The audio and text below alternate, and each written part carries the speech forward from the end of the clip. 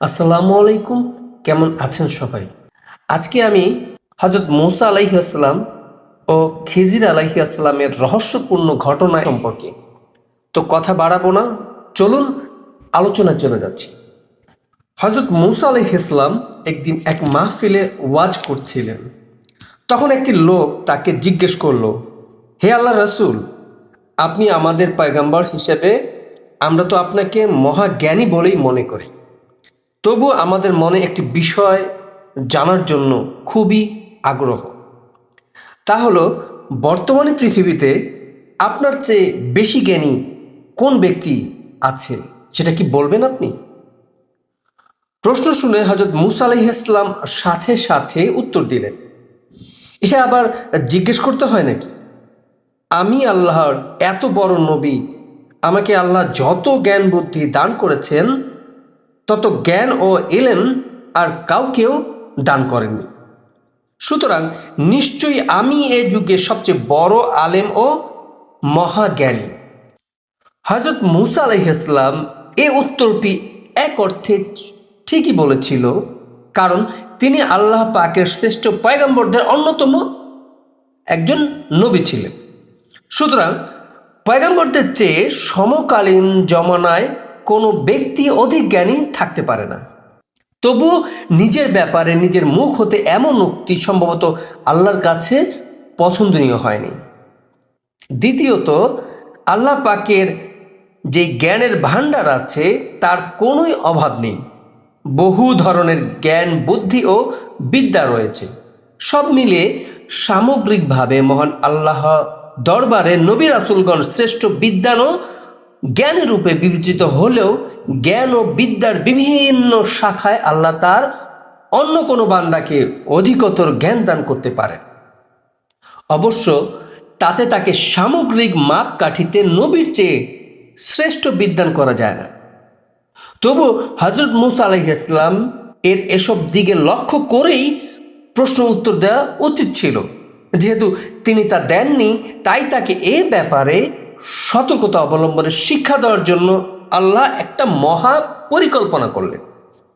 হযরত মূসা আলাইহিস সালাম এমন উত্তর দেয়া মাত্র আল্লাহর পক্ষ হতে ওহী নাজিল হল, হে মূসা আলাইহিস সালাম, দু সাগরের মিলনস্থলে আমার এক প্রিয় বান্দা আছে, সে তোমার চেয়ে অধিক জ্ঞানী।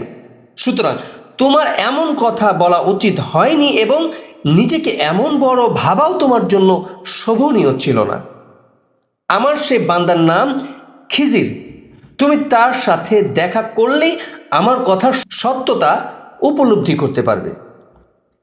হযরত মূসা আলাইহিস সালাম বললেন, হে আমার রব, আপনি আমাকে বলে দিন তাকে আমি কিভাবে পাবো, তিনি কোথায় থাকেন? আল্লাহ উত্তরে বলেন, সে দু সাগরের মিলনস্থলে থাকে, তুমি সেখানে গেলেই তার সাক্ষাৎ পাবে। পথে ক্ষুধা নিবারণের জন্য সাথে একটি ভুনা মাছ নিয়ে যাবে, যেখানে গিয়ে মাছটি হারিয়ে যাবে সেখানেই তার সন্ধান করবে। তারপর হযরত মূসা আলাইহিস সালাম হযরত ইউসা আলাইহিস সালামকে সঙ্গে নিয়ে হযরত খিজির আলাইহিস সালামের সন্ধানে বের হয়ে গেলেন।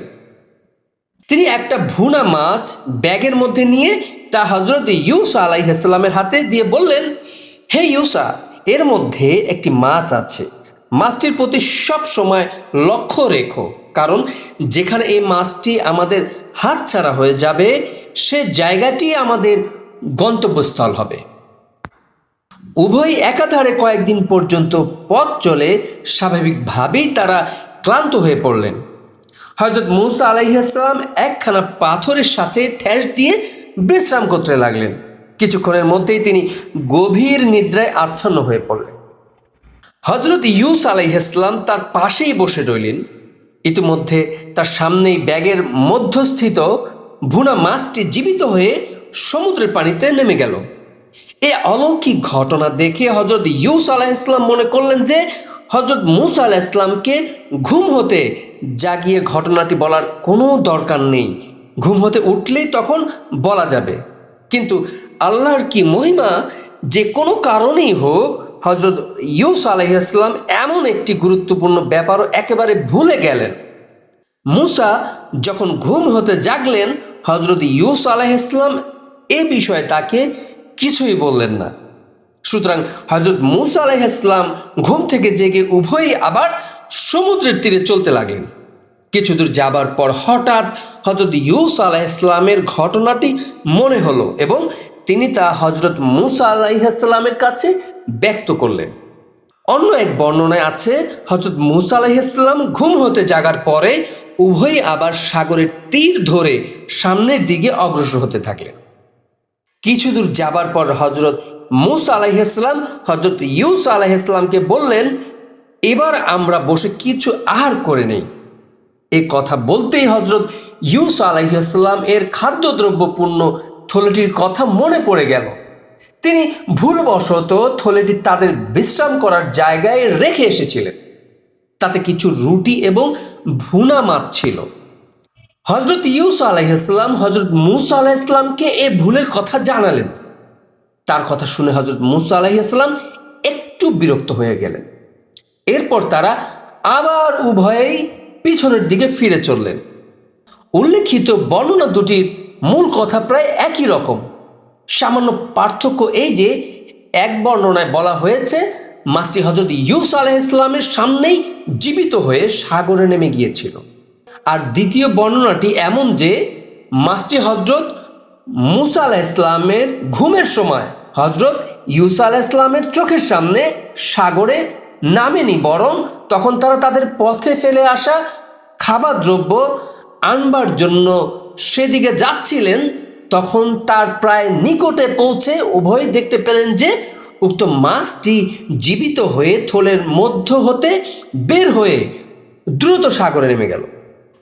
তবে মাছটি যখন যে অবস্থায় সাগরে নামুক না কেন, তারা তার নিকটে গিয়ে দেখলেন যে মাছটি গভীর সমুদ্রে না গিয়ে সাগরের কিনারে সাঁতার কাটছে। হজরত মুসা আলাইহিস সালাম তখন তার সহচর সহ মাছটির অনুসরণ করলেন। এমনই সমুদ্রের মধ্যেই সুপ্রশস্ত একটি রাজপথ সৃষ্টি হয়ে গেল। তারা উভয়ই সে রাস্তা দিয়ে সামনের দিকে অগ্রসর হতে লাগলেন।